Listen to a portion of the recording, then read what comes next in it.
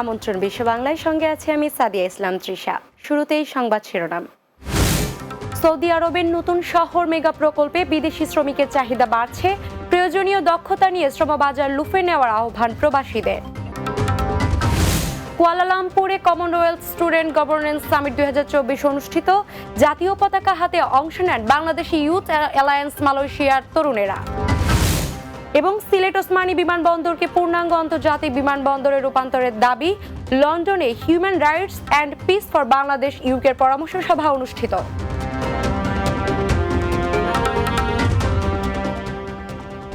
শুনছিলেন শিরোনাম, এবারে বিস্তারিত।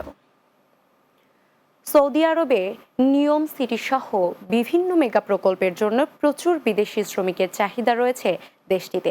তাই প্রয়োজনীয় দক্ষতা নিয়ে এসে মরুর দেশের শ্রমবাজার লুফে নেওয়ার আহ্বান সৌদি প্রবাসী বাংলাদেশিদের। জেদ্দা থেকে সোহেল রানার উপস্থাপনায় প্রবাসে বাংলার মুখ টক শোতে উঠে আসে এসব তথ্য। সর্দার রাজীবের প্রতিবেদন। করোনা মহামারীর পর শ্রম মন্দা গেলেও সৌদি আরবে আবারও বেড়েছে বিদেশি শ্রমিকের চাহিদা। দেশটির উত্তর পশ্চিমাঞ্চলের বিশাল এলাকা জুড়ে গড়ে তোলা নিয়ম সিটি সহ বিভিন্ন মেগা প্রকল্পের জন্য বেড়েছে এই জনশক্তির চাহিদা। বিশ্বের অন্যতম উচ্চাকাঙ্ক্ষী প্রকল্প হিসেবে বিবেচনা করা এ প্রকল্পে কাজের সুযোগ রয়েছে বাংলাদেশি শ্রমিকেরও। তাই দক্ষ শ্রমিক পাঠানোর মাধ্যমে সেই সুযোগটি লুফে নেওয়ার আহ্বান প্রবাসী বাংলাদেশিদের।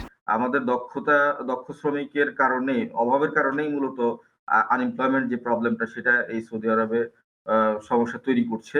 আর যার ফলে বিশেষ করে আমরা বাংলাদেশ থেকে কোনো রকম কাজের কোনো অভিজ্ঞতা ছাড়াই কিন্তু সৌদি আরবে আসছে। এর ফলে হচ্ছে কি, যে সৌদি আরবে তারা নিজেরাও সাফারার হচ্ছে, বিভিন্ন ধরনের সংকট তৈরি করছে। বিশেষ করে আত্মীয়-স্বজনের ক্ষেত্রে, বন্ধু-বান্ধবের ক্ষেত্রে, পাড়া প্রতিবেশী যাদের মাধ্যমে তারা আসছে, তাদেরকে দোষারোপের একটা জায়গা তারা তৈরি করে নিচ্ছে। তো এই জায়গা থেকে বেরিয়ে আসাটা খুব জরুরি। এদিকে সৌদি আরবে সবচেয়ে বেশি শ্রমশক্তি রপ্তানি করা হলেও অদক্ষতার কারণে পিছিয়ে রয়েছেন বাংলাদেশি কর্মীরা। ফলে কাঙ্ক্ষিত বেতন থেকে বঞ্চিত হওয়ার পাশাপাশি বেকারত্বের সংখ্যাও বাড়ছে আশঙ্কাজনক হারে। যিনি আসবেন তিনি নিশ্চিত হয়ে আসা উচিত যে আমার আসলে কর্মসংস্থান সেখানে গিয়ে হবে কিনা। আমি প্রতিদিনই প্রায় কিছু না কিছু ফোন কল রিসিভ করি, যাদের তারা বারবারই রিকোয়েস্ট করে যে বিভিন্নভাবে যে কোনোভাবে চাকরির কোনো সুযোগ আছে কিনা, বিভিন্নভাবে অপরচুনিটি তৈরি হয়েছে কিনা। তো এটা যদি আসলে নিজে থেকে উদ্যোগ না নিয়ে করা হয়, আসলে শিখা তো নিজের কাছে। তো যেহেতু এটা শিখার একটা বিষয় থাকে, তো শিখাটা ওনার নিজেকেই অগ্রসর হয়ে সামনে এসে শিখতে হবে। জীবিকার তাগিদে সৌদি আরবে বসবাস করছেন প্রায় ৩০ লাখ বাংলাদেশি। দক্ষ শ্রমশক্তি পাঠানোর মাধ্যমে দেশটির বাংলাদেশি কমিউনিটি আরও বড় করার আহ্বান রেমিটেন্স যোদ্ধাদের। Sardar Rajib, Bangla TV, news desk. মালয়েশিয়ার লিমুক উইং ইউনিভার্সিটিতে অনুষ্ঠিত হয়েছে 3 দিন ব্যাপী কমনওয়েলথ স্টুডেন্ট গভর্নেন্স সামিট 2024। আন্তর্জাতিক এই সামিটের সমাপনী অধিবেশনে বাংলাদেশের পক্ষে জাতীয় পতাকা হাতে অংশ নেন বাংলাদেশি ইউথ অ্যালায়েন্স মালয়েশিয়ার তরুণেরা। Commonwealth students association, Malaysian ministry of higher education, youth hub ও লিমুক উইং ইউনিভার্সিটির যৌথ উদ্যোগে এ আয়োজন করা হয়। এতে প্রধান অতিথি ছিলেন মালয়েশিয়া পার্লামেন্টের speaker Tan Sri Dato doctor Johari bin Abdul. অনুষ্ঠানে কুয়ালালামপুরের বাংলাদেশ হাই কমিশনের deputy high commissioner Khorshed Alam Khastagir, first secretary Rehana Parvin ও ইউথ হাবের founder and president Pavel Sarwar সহ বিভিন্ন দেশের রাষ্ট্রদূতেরা অংশ নেন। এ সময় অংশগ্রহণকারী দেশগুলোর ইতিহাস, ঐতিহ্য তুলে ধরা হয় এই সামিটের মাধ্যমে। Human rights and peace for Bangladesh ইউকের উদ্যোগে লন্ডনে বাংলাদেশি কমিউনিটির পরামর্শ সভা অনুষ্ঠিত হয়েছে। এ সময় সিলেট ওসমানী বিমানবন্দরকে পূর্ণাঙ্গ আন্তর্জাতিক বিমানবন্দরে রূপান্তরের দাবি জানানো হয়। লন্ডন ব্যুরো চিফ চৌধুরী মুরাদের প্রতিবেদনে বিস্তারিত। মানবাধিকার সংগঠন human rights and peace for Bangladesh ইউকের উদ্যোগে সিলেট ওসমানী বিমানবন্দরকে পূর্ণাঙ্গ আন্তর্জাতিক বিমানবন্দরে রূপান্তরিত করে অন্যান্য এয়ারলাইন্স অবতরণের সুযোগ দানের দাবিতে consultation with UK community leaders শীর্ষক এক বিশেষ পরামর্শ সভা অনুষ্ঠিত হয়েছে। ওসমানী আন্তর্জাতিক বিমানবন্দর শুধু নামেই আন্তর্জাতিক, এখানে কিন্তু আভ্যন্তরীণ সার্ভিস পরিচালিত হচ্ছে।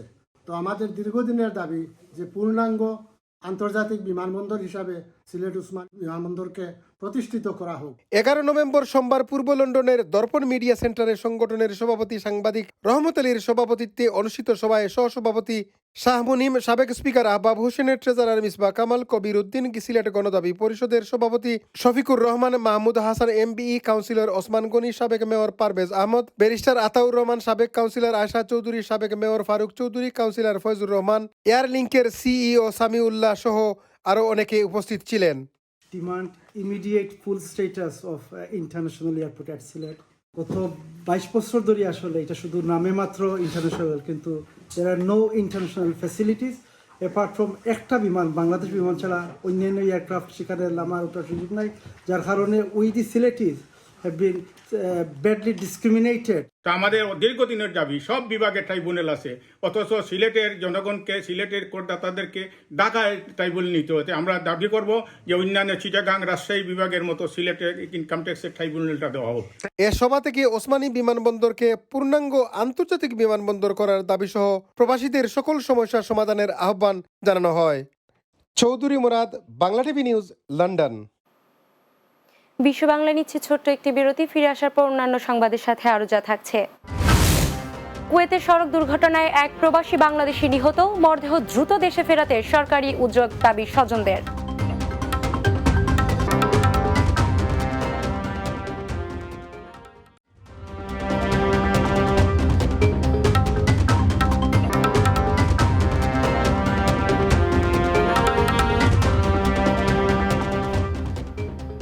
বিরতির পর বিশ্ব বাংলায় স্বাগত আরও একবার। সুনামগঞ্জের জগন্নাথপুরে নিরাপদ অভিবাসন ও বিদেশ ফেরতদের পুনরেকত্রীকরণের বিষয়ে বিশেষ কর্মশালা অনুষ্ঠিত হয়েছে। ইউরোপীয় ইউনিয়ন ও ব্রাকের যৌথ অর্থায়নে উপজেলা পরিষদ সম্মেলন কক্ষে এ কর্মশালা অনুষ্ঠিত হয়। ব্রাকের জেলা সমন্বয়কারী এ কে আজাদের সভাপতিত্বে অনুষ্ঠান পরিচালনা করেন ব্রাক মাইগ্রেশন প্রোগ্রামের জেলা কোঅর্ডিনেটর মোহাম্মদ নজরুল ইসলাম। কর্মশালায় প্রধান অতিথি ছিলেন জগন্নাথপুর উপজেলার ভারপ্রাপ্ত নির্বাহী কর্মকর্তা রিয়াদ বিন ইব্রাহিম ভুইয়া সাআদ। বিশেষ অতিথি ছিলেন উপজেলা সমাজসেবা কর্মকর্তা বিলাল হোসেন, উপজেলা প্রাণী সম্পদ কর্মকর্তা ডক্টর মোহাম্মদ খালেদ সাইফুল্লাহ, কৃষিবিদ রাজন আকন্দ ও জগন্নাথপুর থানার তদন্ত কর্মকর্তা জয়নাল আবেদিন সহ আরও অনেকে। নিরাপদ অভিবাসন নিশ্চিত করতে ও বিদেশ ফেরতের পাশে দাঁড়াতে 2006 সাল থেকে মাঠ পর্যায়ে কাজ করে যাচ্ছেন ব্রাক মাইগ্রেশন প্রোগ্রাম। কাতারে হামাদ মেডিকেলের ন্যাশনাল ব্লাড ডোনেশন সেন্টারে দিনব্যাপী রক্তদান কর্মসূচি পালন করেছে বাংলাদেশ কোরআন সুন্নাহ পরিষদ কাতার। এতে রক্তদান করেন সংগঠনটির প্রায় 500 সদস্য। কর্মসূচির উদ্বোধন করেন কাতারে নিযুক্ত বাংলাদেশের রাষ্ট্রদূত মোহাম্মদ নজরুল ইসলাম। কাতার প্রতিনিধি আকবর হোসেন বাচ্চু জানান, অনুষ্ঠানে সভাপতিত্ব করেন বাংলাদেশ কোরআন সুন্নাহ পরিষদ কাতার এর কেন্দ্রীয় সভাপতি হাফেজ মাওলানা আনোয়ারুল ইসলাম। বিশেষ অতিথি ছিলেন সংগঠনের সহ সভাপতি ইন্তেখাব বিন ইউসুফ শিহাব, ভারপ্রাপ্ত সাধারণ সম্পাদক ইঞ্জিনিয়ার আহমেদ হোসাইন, সহকারী সাধারণ সম্পাদক জোবায়ের আহমেদ ও হাফেজ মাওলানা ইউসুফ চৌধুরী। এ সময় আরও উপস্থিত ছিলেন সংগঠনের কেন্দ্রীয় কর্মপরিষদ সদস্য ইঞ্জিনিয়ার কামরুল হাসান মিয়া, মোহাম্মদ রিজাউল করিম ও কারি মুস্তাফিজুর রহমান সহ আরও অনেকে। কুয়েতের সড়ক দুর্ঘটনায় আবু বক্কর আনসারি নামের এক প্রবাসী বাংলাদেশি নিহত হয়েছেন। দেশটির জাহারা অঞ্চলে মর্মান্তিক এ দুর্ঘটনা ঘটে। তিনি ব্রাহ্মণবাড়িয়ার নাসিরনগর উপজেলার চাতলপুর ইউনিয়নের ফকিরদিয়া গ্রামের হাজি কবির আনসারির ছেলে। নিহতের স্বজনেরা জানিয়েছেন, 3 সন্তানের পিতা আবু বক্কর কুয়েতের লরি গাড়ির ড্রাইভার ছিলেন। তার মরদেহ স্থানীয় হাসপাতালের হিমাগারে রাখা হয়েছে। আইনি প্রক্রিয়া সম্পন্ন হলে মরদেহ দেশে পাঠানো হবে। এদিকে আবু বক্কর আনসারির মৃত্যুর খবরে তার পরিবারে চলছে শোক। শীতের আগমনী উপলক্ষে ইতালির রাজধানী রোমে অনুষ্ঠিত হয়েছে কুমিল্লার বাসিন্দাদের পারিবারিক মিলন মেলা। Italy bureau chief Shaon Ahmed জানান, লাঙ্গলকোট উপজেলা সমিতি ও 14 গ্রাম উপজেলা সমিতির যৌথ উদ্যোগে রোমের রসুই রেস্টুরেন্টে এ আয়োজন করা হয়। নাঙ্গলকোট উপজেলা সমিতির সভাপতি মুজিবুর রহমান মাসুম, সাধারণ সম্পাদক কাজী নাজির আহমেদ মামুন, 14 গ্রাম উপজেলা সমিতির সভাপতি নূর আহমেদ ও সাধারণ সম্পাদক কামরুল হাসান সহ প্রায় 5 শতাধিক প্রবাসী এতে উপস্থিত ছিলেন। স্থানীয় কুমিল্লা প্রবাসীদের মধ্যে বন্ধন অটুট রাখার লক্ষ্যেই এই আয়োজন বলে জানান আয়োজকেরা। কুয়েতে বাংলাদেশ আওয়ামী যুবলীগ ফাহাহিল ও ওয়াফরা শাখার উদ্যোগে সংগঠনটির 52তম প্রতিষ্ঠাবার্ষিকী উদযাপন করা হয়েছে। কুয়েত প্রতিনিধি আহ জুবেদ জানান, যুবলীগ ফাহাহিল শাখার সভাপতি শাহাদত হোসাইন বিক্রমপুরীর সভাপতিত্বে অনুষ্ঠান পরিচালনা করেন সাধারণ সম্পাদক আব্দুল্লাহ আল মামুন ও ওয়াফরা শাখার সাধারণ সম্পাদক শাহ আলম। এতে প্রধান অতিথি ছিলেন যুবলীগ কুয়েত কেন্দ্রীয় কমিটির যুগ্ম আহ্বায়ক তৌহিদুল আলম চৌধুরী এবং প্রধান বক্তা ছিলেন সিনিয়র সদস্য নজরুল ইসলাম শাহিন। এছাড়াও বিশেষ অতিথি ছিলেন ওয়াফরা শাখা যুবলীগের সভাপতি রফিকুল ইসলাম, সহসভাপতি রমজান আলী, যুগ্ম সাধারণ সম্পাদক সাইফুল ইসলাম সুমন ও ফাহাইল শাখার সহসভাপতি আরিফুল ইসলাম সহ আরো অনেকে। শেষ করব বিশ্ব বাংলা, তবে যাবার আগে শিরোনামগুলো আরো একবার। সৌদি আরবের নতুন শহর মেগা প্রকল্পে বিদেশি শ্রমিকদের চাহিদা বাড়ছে, প্রয়োজনীয় দক্ষতা নিয়ে শ্রমবাজার লুফিনার আহ্বান প্রবাসীদের। কুয়ালালামপুরে কমনওয়েলথ স্টুডেন্ট গভর্নেন্স সামিট 2024 অনুষ্ঠিত, জাতীয় পতাকা হাতে অংশ নেন বাংলাদেশি ইউথ অ্যালায়েন্স মালয়েশিয়ার তরুণেরা। সিলেট ওসমানী বিমানবন্দরকে পূর্ণাঙ্গ আন্তর্জাতিক বিমানবন্দরে রূপান্তরের দাবি, লন্ডনে human rights and peace for Bangladesh ইউকের পরামর্শ সভা অনুষ্ঠিত।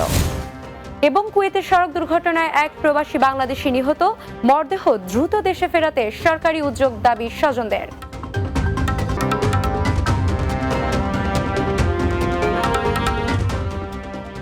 এই ছিল বিশ্ব বাংলায়। এতক্ষণ সঙ্গে থাকার জন্য ধন্যবাদ সবাইকে।